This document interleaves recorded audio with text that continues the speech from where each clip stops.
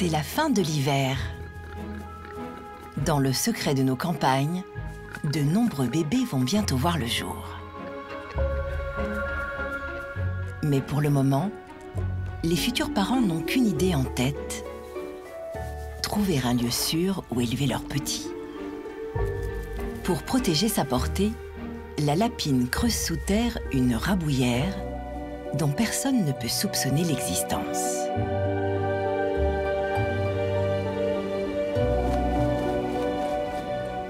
De leur côté, les chouettes ont choisi un pigeonnier abandonné où la femelle couve ses œufs à même le sol.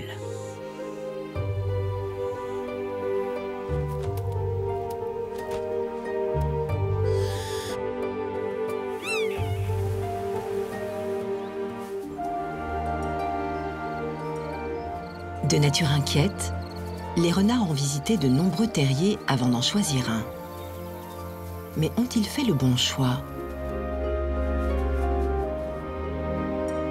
Du début du printemps jusqu'à la fin de l'été, nous allons nous inviter dans l'intimité de ces petites boules de poils ou de plumes sur le point de naître. Nous allons partager toute la tendresse et le stress qu'éprouvent leurs parents.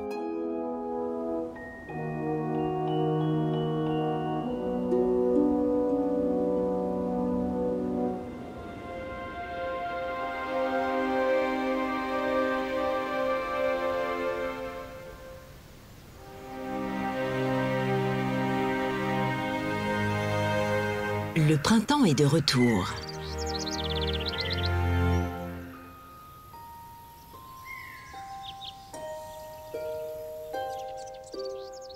En quelques jours, les animaux ont repris possession de chaque étage des prairies et des sous-bois. De premiers petits sont nés.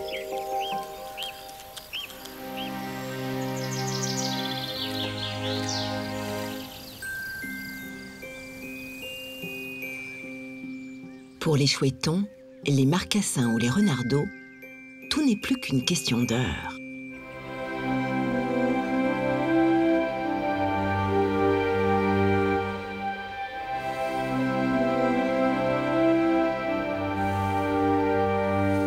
Au bout de 50 jours de gestation, 4 renardeaux viennent de naître.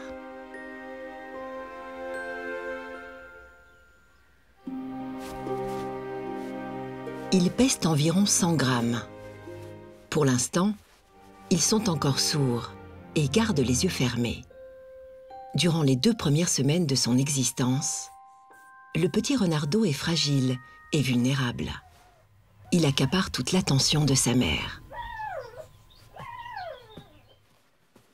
Tout autant que le lait maternel, il a besoin de la chaleur de son épaisse fourrure, car sa toison est encore fine.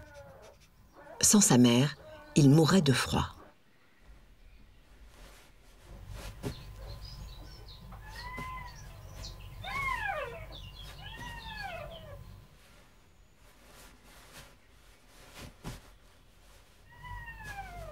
Ce bébé qui se réveille a du mal à accéder aux tétines. Son odorat le guide, son instinct aussi. À son âge, s'alimenter est une question de vie ou de mort.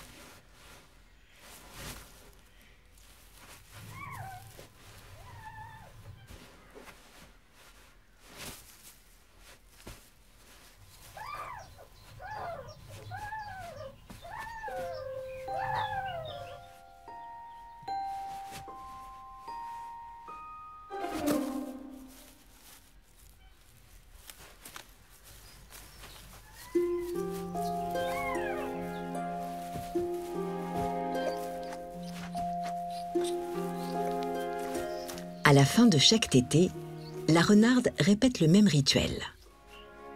Elle lèche les parties génitales des nouveau-nés, car sans cette stimulation, ils ne peuvent pas faire leurs besoins.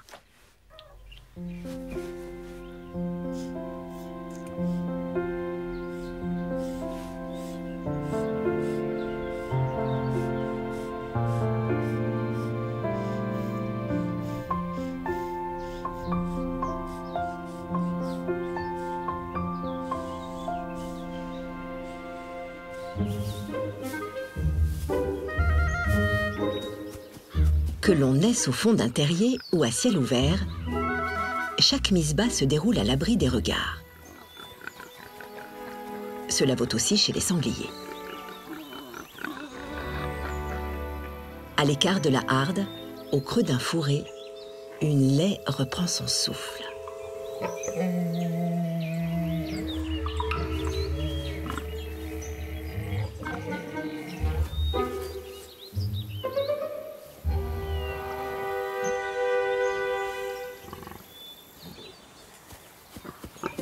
Après 3 mois et demi de gestation, elle vient de mettre au monde une portée de 8 marcassins.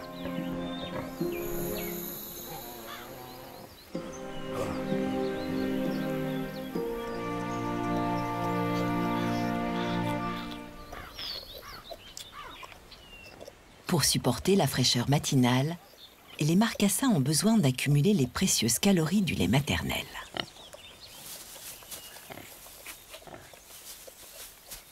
Chacun s'approprie une tétine qu'il défend fermement contre la convoitise de ses frères et sœurs.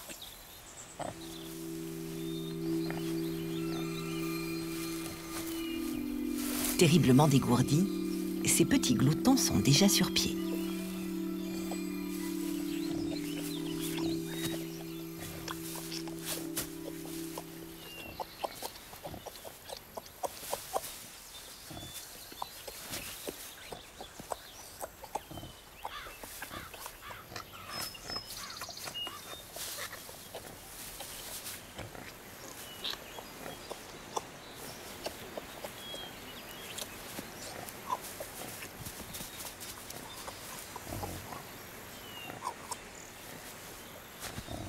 Dès leur naissance, les marcassins débordent d'énergie.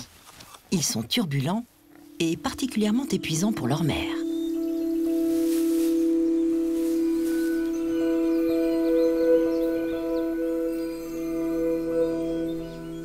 D'ailleurs, elle est à bout de force.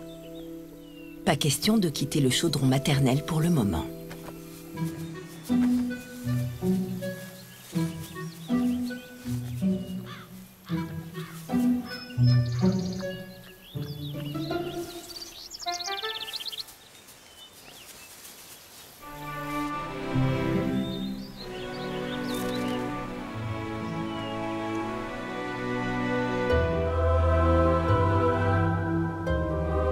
Chez les chouettes effraies, le mâle multiplie les allers-retours pour ravitailler sa compagne.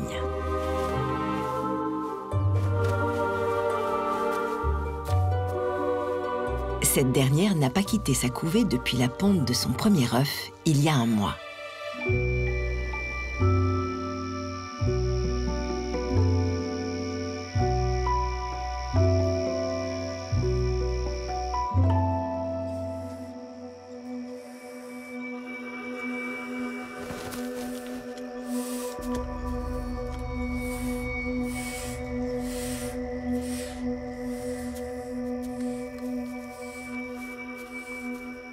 Deux chouettons dégarnis et dotés d'une tête presque aussi lourde que leur corps sont sortis de leur coquille.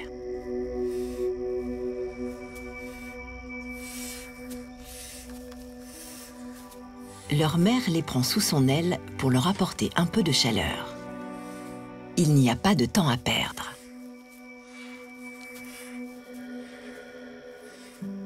Elle les aide aussi à relever la tête pour ingurgiter les premières béquées.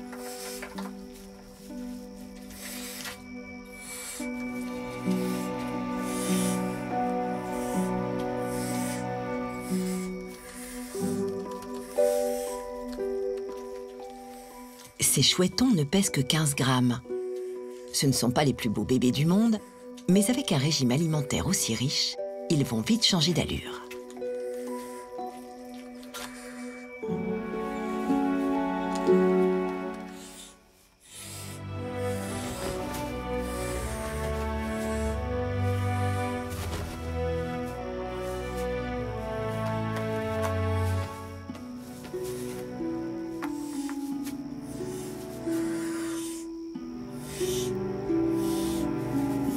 Tous les œufs n'ont pas encore éclos.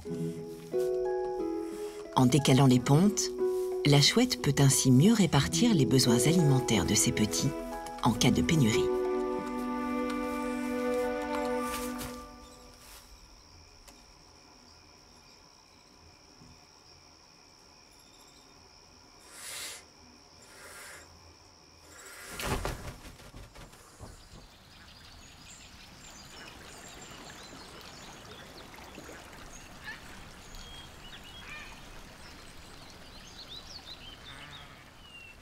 Les renardeaux, les chouettons et les marcassins sont nés près d'une clairière fréquentée par les moutons et les lapins de Garenne. D'autres animaux y ont vu le jour, comme ce jeune faon qui effectue ses premiers pas aux côtés de sa mère. Quand on est, comme lui, à l'air libre, il faut être vif et alerte. Après une semaine passée dans les pattes de leur mère, les marcassins trépignent d'impatience. Voilà, ils peuvent enfin se lancer dans une course folle.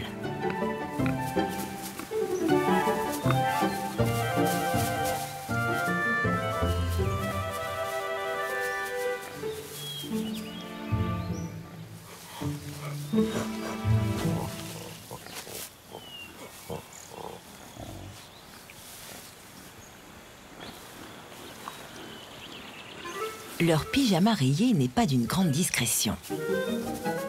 Mais leur mère veille sur eux et ne laisse personne les approcher. Durant leurs premiers mois, la laie les tient aussi à l'écart du reste de la harde.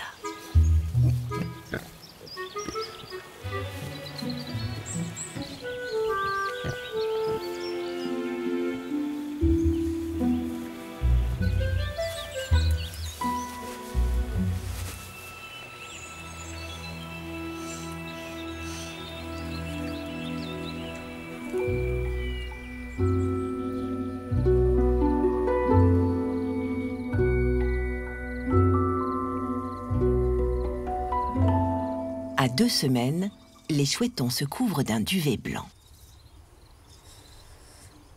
Ils ont multiplié leur poids par 10 et leur père est contraint de chasser nuit et jour.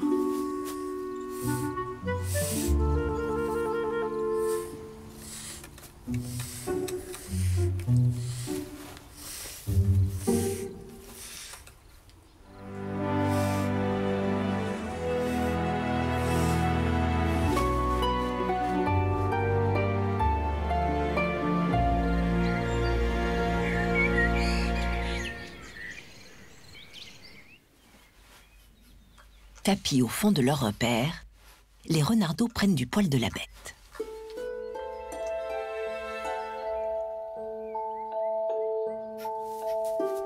Le plus curieux connaît déjà les moindres recoins du terrier. Grâce à leur fourrure, ils peuvent désormais se réchauffer entre eux quand leur mère part chasser. Mais une mère qui laisse ses petits seuls est toujours sur le qui-vive.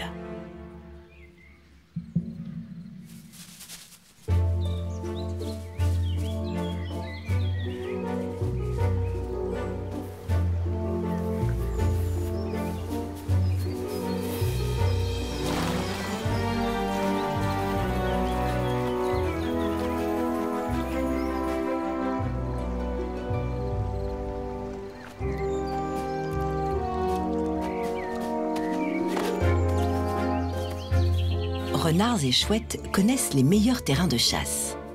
Ils convoitent aussi les mêmes proies.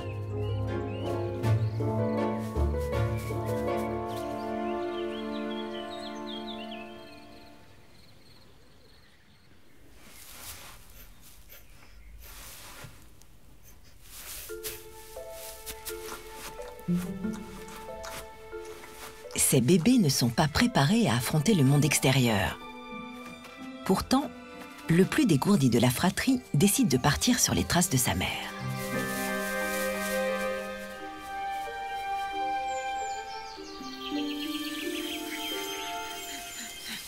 Il n'en mesure pas encore les risques.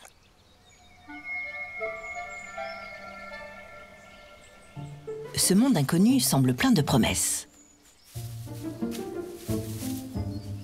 sa mère est bien passée par là.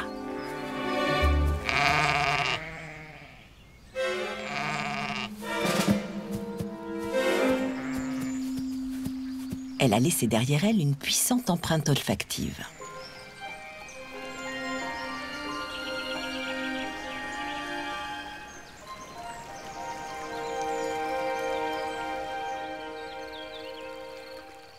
Non loin de là, sur l'autre rive, la renarde enchaîne les prédations.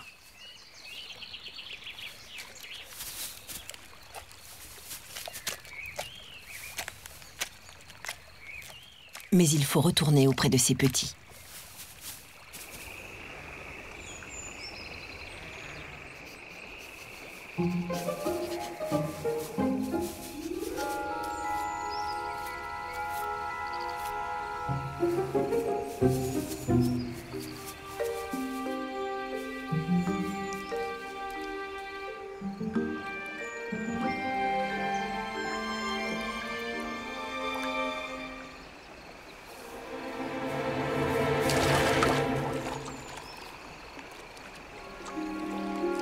Le renardeau n'a pas encore appris que la nature est jalonnée de pièges auxquels on ne peut pas toujours échapper.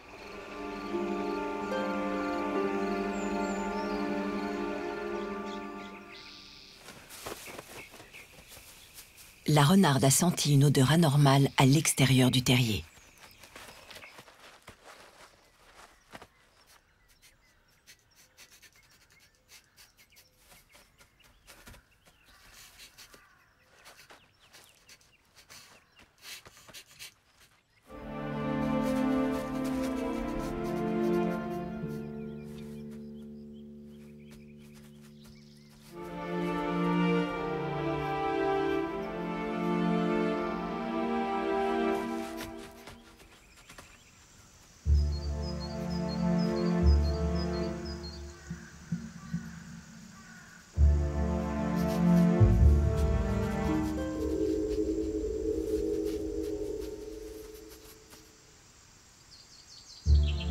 Elle suit l'odeur de son petit, mais perd rapidement sa trace.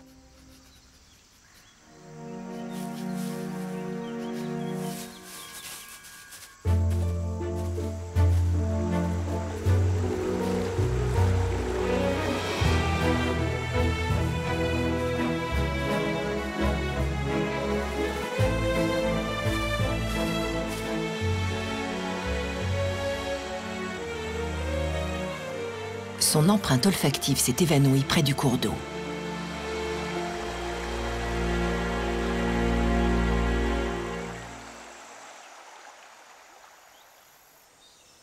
Chaque année, malgré toutes les précautions prises par leurs parents, de nombreux petits n'atteignent pas l'âge adulte.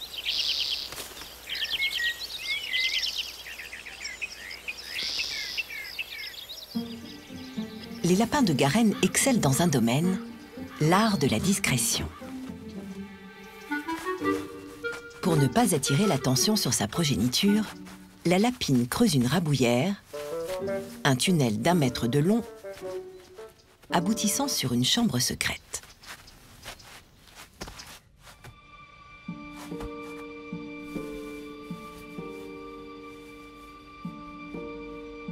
Qui pourrait se douter que 8 minuscules lapreaux dorment paisiblement sous terre?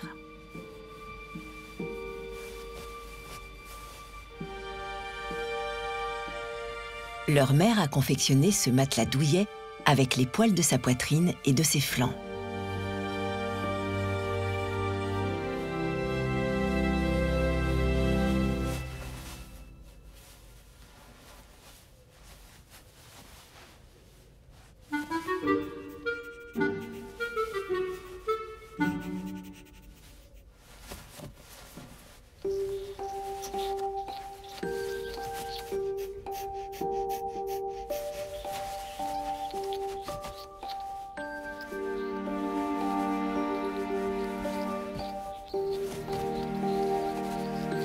Durant les 4 à 5 premières semaines de leur existence, elle ne leur rend visite que 5 minutes par jour, pas plus. Tout juste le temps pour eux de téter et de se faire toiletter.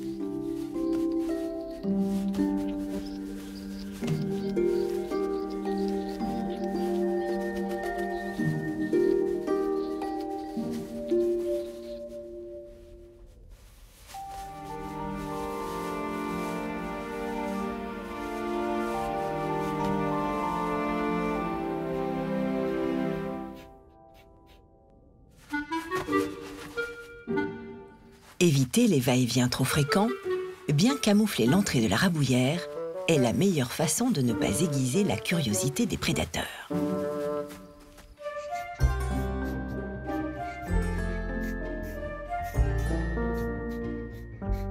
Ces lapros ne pèsent pas plus de 40 grammes, mais grâce au lait maternel, ils prennent entre 5 et 10 grammes par jour et grandissent très vite.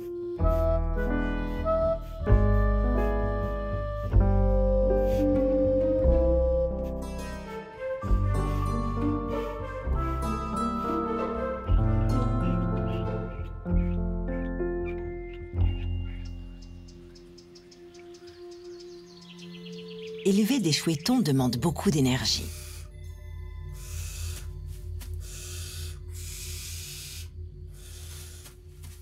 Ces petits épouvantails tout ébouriffés et grognons ne sont jamais rassasiés.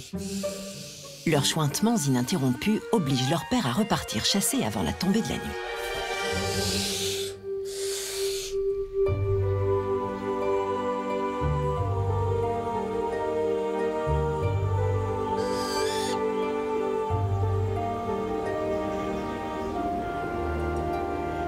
Ce château perché est l'un des terrains de chasse favoris de cette chouette des clochers.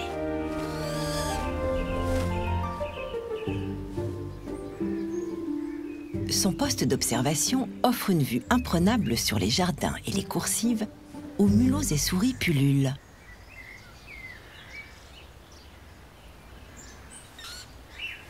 Mais depuis quelques semaines, d'autres amateurs de rongeurs s'invitent sur son terrain de chasse.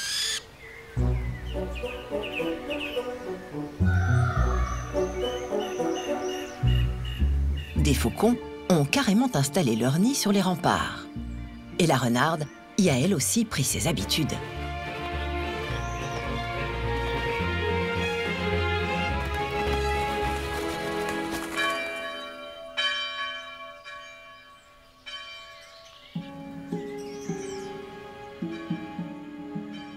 Car ici, quand les portes se ferment, aucun visiteur ne vient les déranger.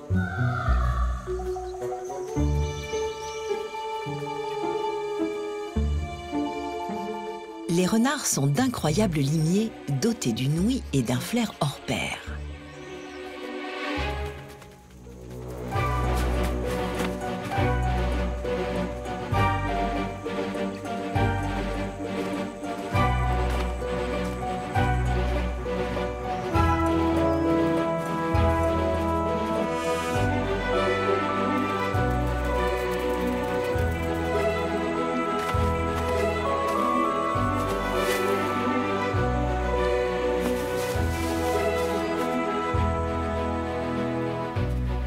Alléchés par l'odeur des rongeurs qui sortent de leur tanière avant la tombée de la nuit, la renarde ne sait plus où donner de la tête.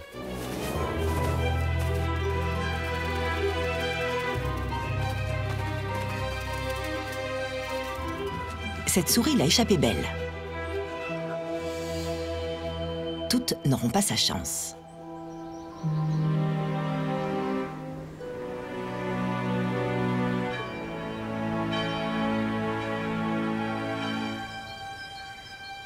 Toujours en position de l'autre côté des remparts, la chouette fait preuve d'une patience exemplaire.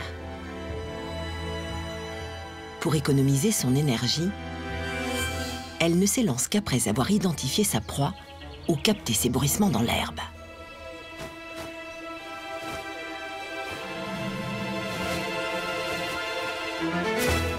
Son vol silencieux lui permet de fondre sur sa proie par surprise.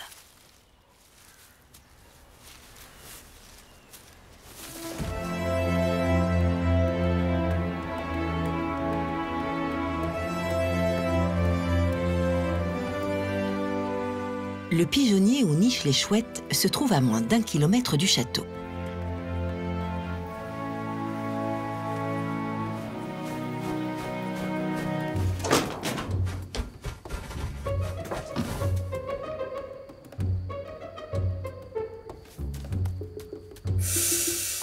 Les chouettons affamés manifestent toujours autant d'impatience. Mais cette fois, le père ne semble pas pressé de leur livrer la proie.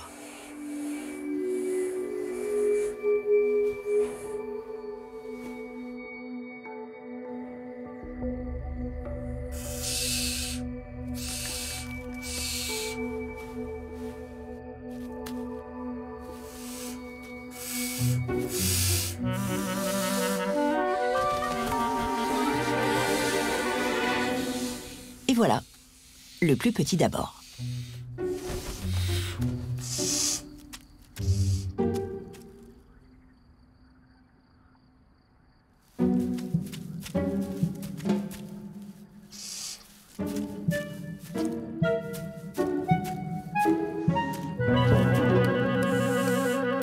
Il n'en fait qu'une bouchée, car après la digestion, il régurgite les os et le crâne dans une pelote de réjection.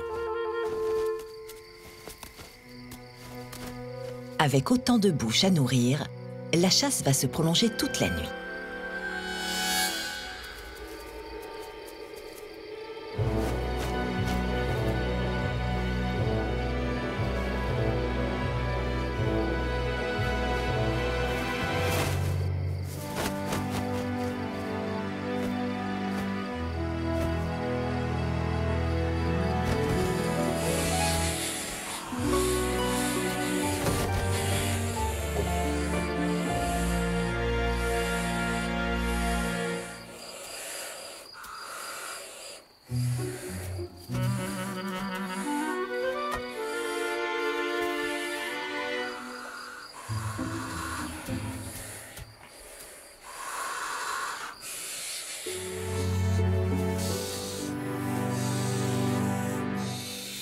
Cette fois, il n'est pas question que les petits rapaces engloutissent leur repas.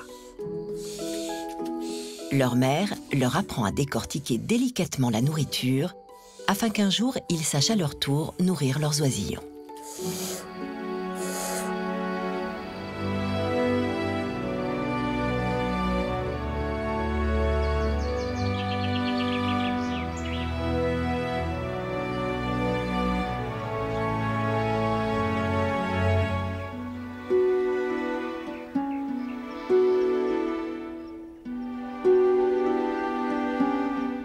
Contrairement à leurs frères disparus, à 5 semaines, les renardeaux n'ont toujours pas quitté le terrier.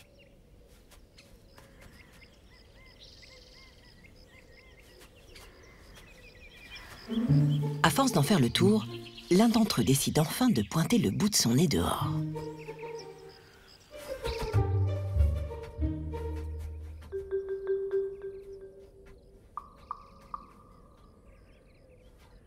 Il a beaucoup changé. Sa fourrure est devenue rousse, ses oreilles se sont dressées et son museau s'est allongé. Sa vue et son ouïe se sont aiguisées.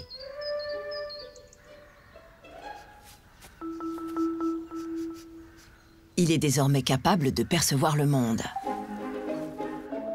Pourtant, malgré sa curiosité, il n'ose toujours pas s'aventurer loin du terrier.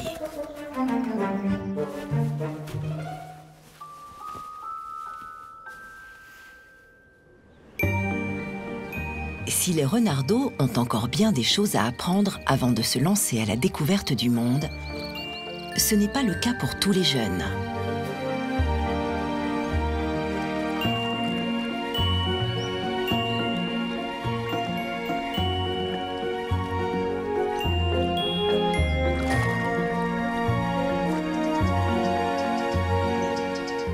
L'immersion dans la nature est parfois immédiate, car les parents poussent souvent leur progéniture à devenir autonome le plus rapidement possible. Et c'est particulièrement le cas chez les lapins. Au bout de 3 semaines, la lapine décide de ne plus refermer la rabouillère. Le moment est venu pour les lapreaux de sortir se dégourdir les pattes et de se préparer à devenir grands.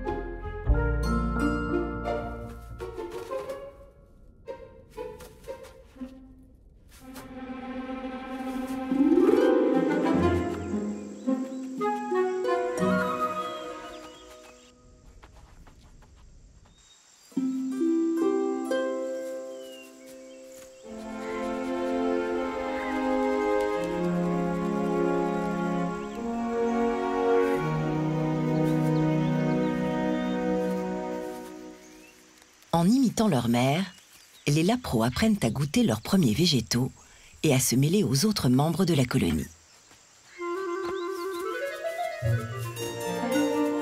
Ils n'ont que 3 mois pour devenir indépendants.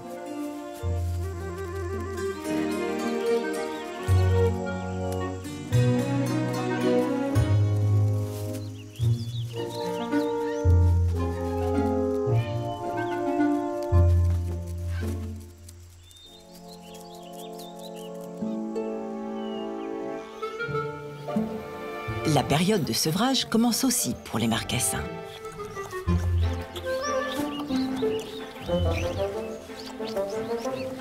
À 3 semaines, ces petits goinfres se gavent encore du riche lait maternel, mais cela ne va pas durer.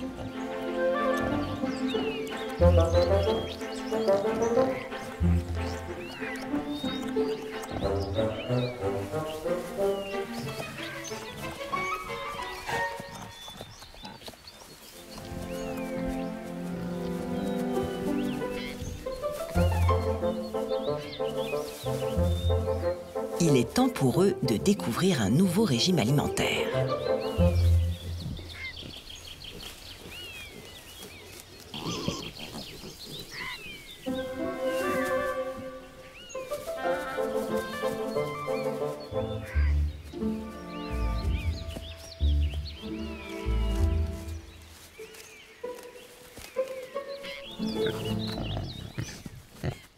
Désormais, la laie est moins souvent d'humeur à les laisser mordiller ses tétines.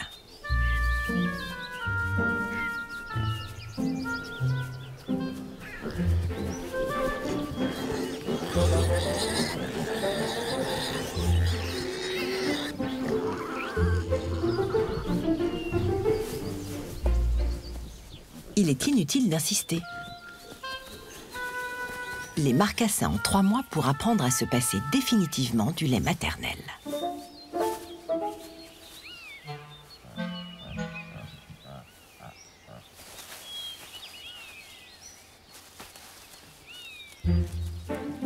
Pour compléter un menu principalement végétarien, ils peuvent à l'occasion picorer quelques insectes et escargots.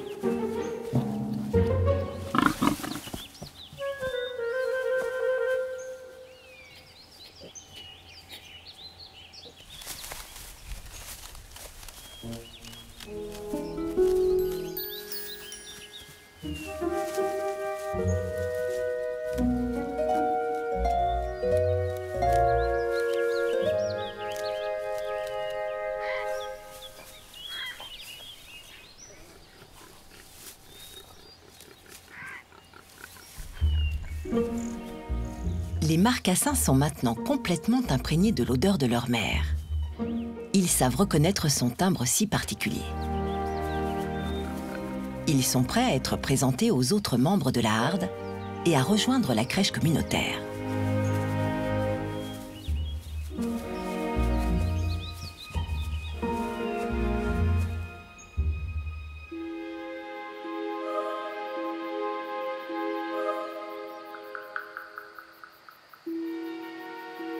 Cette nuit de pleine lune est l'occasion idéale pour une première leçon de chasse.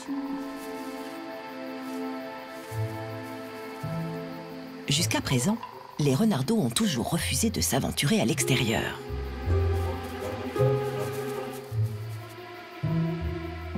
Mais depuis quelques jours, pour les encourager à la suivre, la renarde espace leur repas. Leçon de chasse numéro 1, surmonter ses craintes.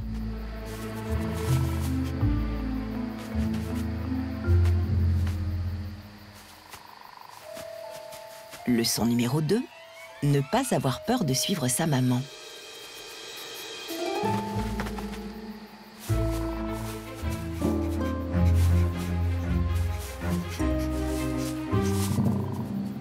Leçon numéro 3, il faut l'observer attentivement et tenter de l'imiter.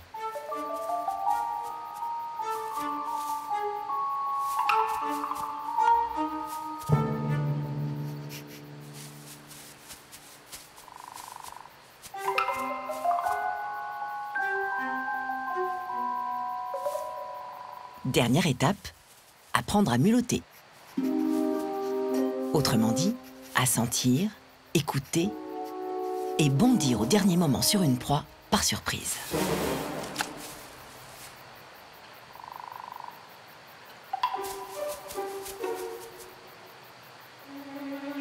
Les travaux pratiques peuvent commencer.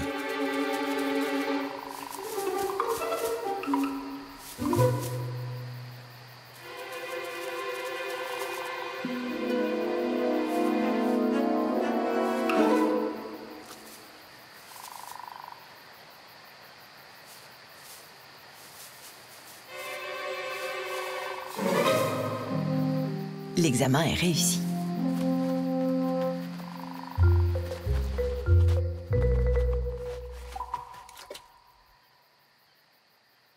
La mère doit maintenant convaincre les moins téméraires de suivre l'exemple.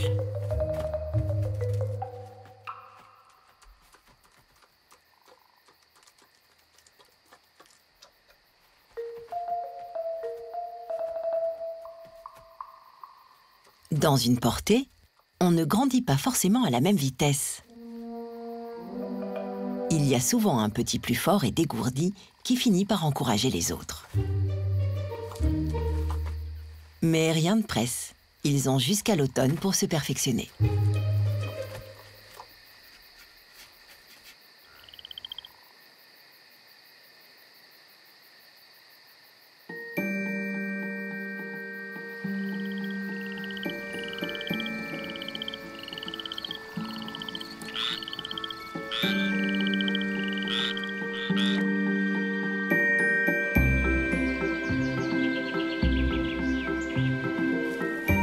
Au fil des jours, les bébés grandissent, prennent des forces, changent de fourrure ou de plumage. Il leur reste quelques semaines pour achever leur apprentissage avant de voler de leurs propres ailes.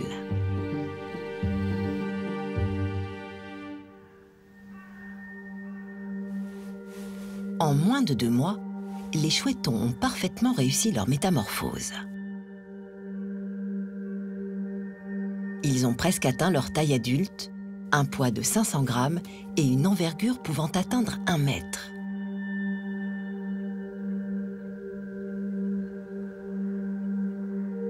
Mais avant de pouvoir battre des ailes, il faut apprendre à les déployer.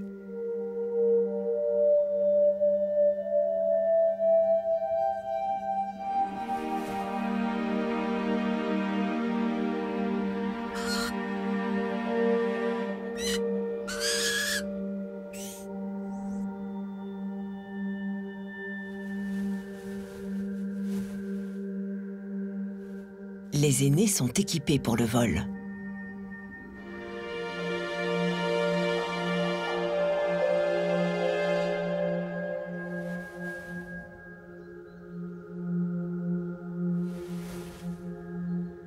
Le petit dernier, lui, doit attendre la disparition de son duvet avant de participer pleinement aux séances d'entraînement.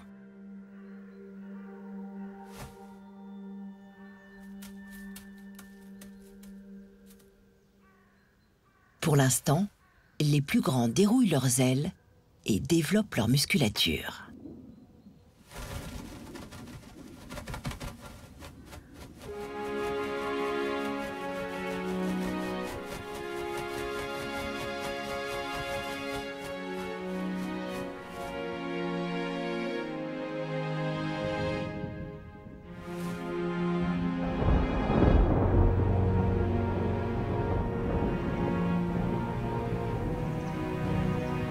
Au début de l'été, les jeunes animaux découvrent leur premier orage.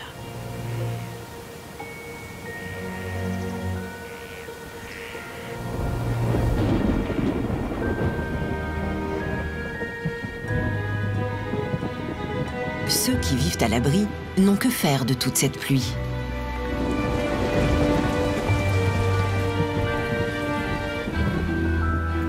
Mais d'autres s'en moquent aussi.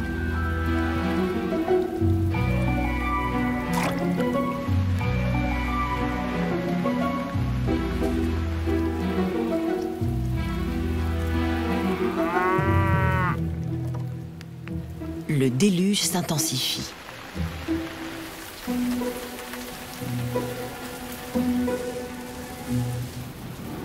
les lapros sont en danger.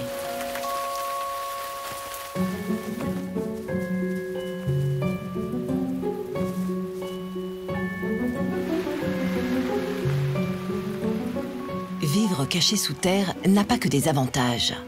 La rabouillère peut se transformer en piège mortel.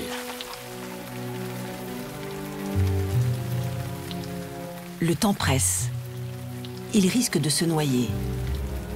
Chaque année, la moitié des lapros disparaît à cause des inondations.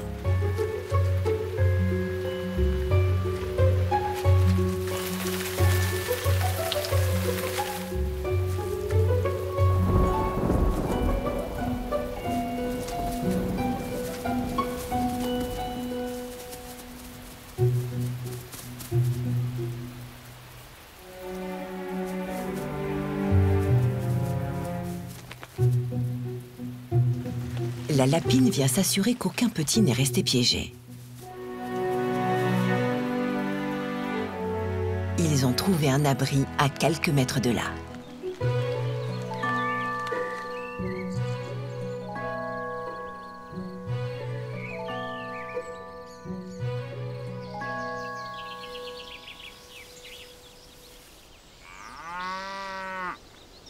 Doucement, la chaleur s'empare de la campagne.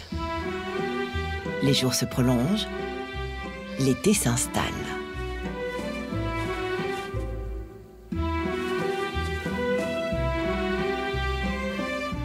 Les dernières couvées n'ont que quelques semaines pour devenir autonomes.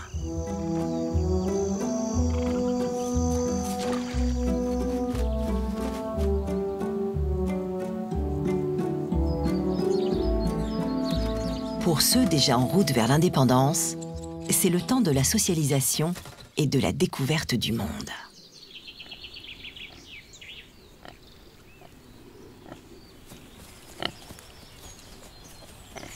Chez les sangliers, les laits regroupent leurs portées respectives pour former une crèche communautaire.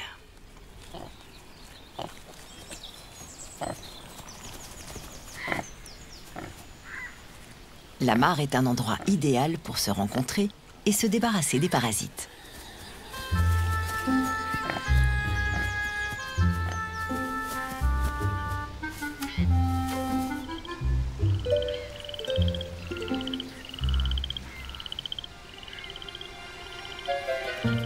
Les marcassins s'y rafraîchissent et établissent un premier contact avec les autres membres du clan.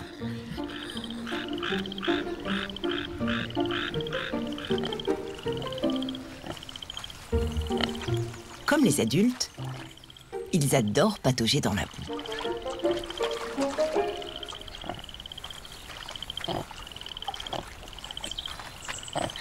Ils apprennent aussi à y fourrer leurs groins pour déloger des larves ou des vers et s'en délecter.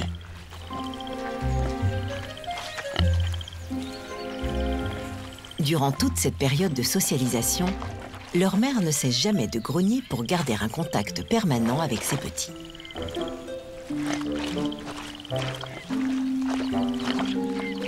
Les marcassins n'ont qu'une chose à faire, imiter les grands.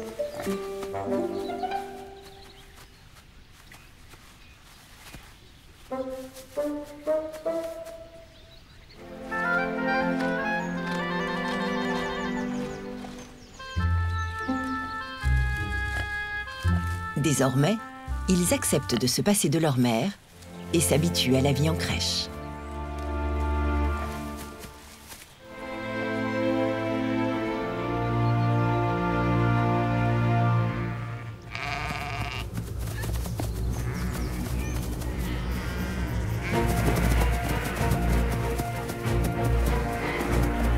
Après avoir échappé aux inondations, c'est un tremblement de terre inattendu qui menace les lapros.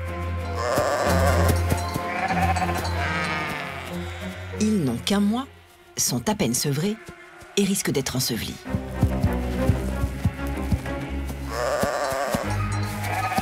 Cette fois, pour sauver leur peau, ils décident de rejoindre le vaste terrier communautaire et de se mêler au reste de la colonie plus tôt que prévu.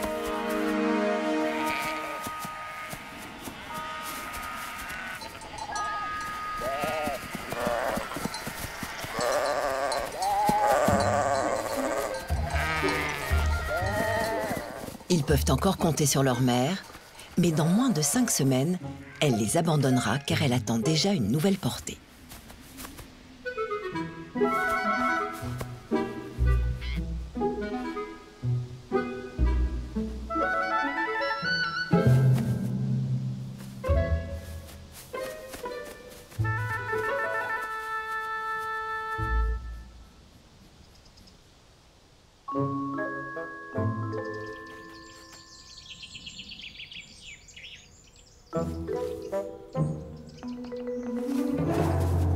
À 2 mois, les renardeaux sont quasiment sevrés. Les 2 plus téméraires prennent de l'assurance. Et c'est le temps des jeux endiablés et de l'insouciance.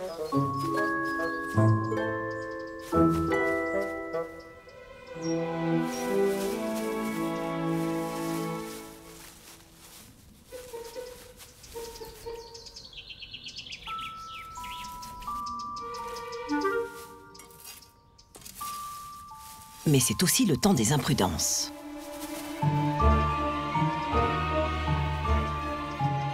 Si cette escapade promet d'étonnantes découvertes, elle peut aussi virer au cauchemar.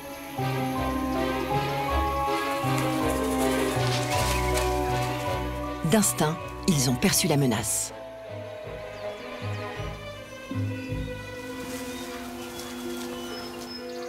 Mais ils sont coincés dans un cul-de-sac.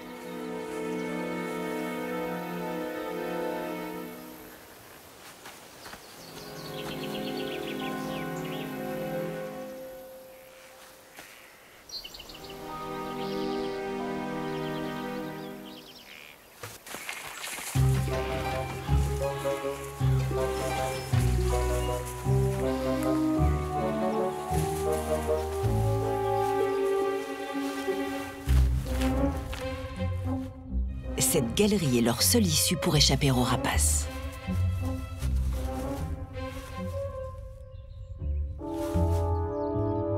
Encore faut-il trouver la sortie.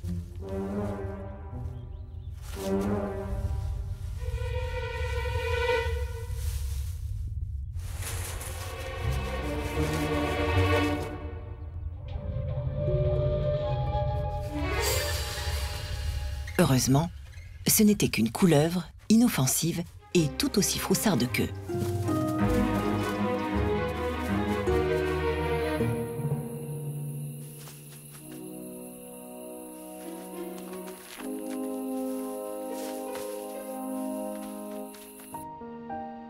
Les renardeaux sont sains et saufs. En attendant de gagner leur indépendance vers l'âge de 6 mois, ils profitent du réconfort et de la protection de leur mère. Quelle que soit son espèce, un jour vient où il faut se décider à voler de ses propres ailes.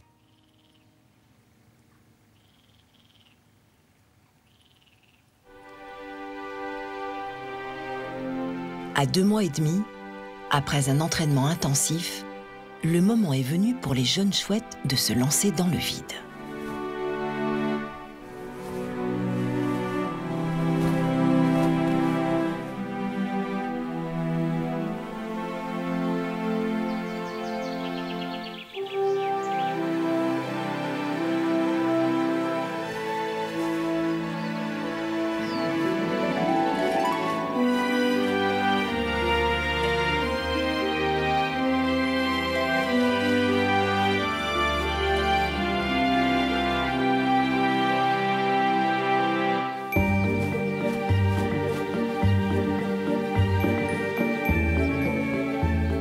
Cette année encore, dans nos campagnes, de nombreux parents dévoués ont mené à bien leur mission.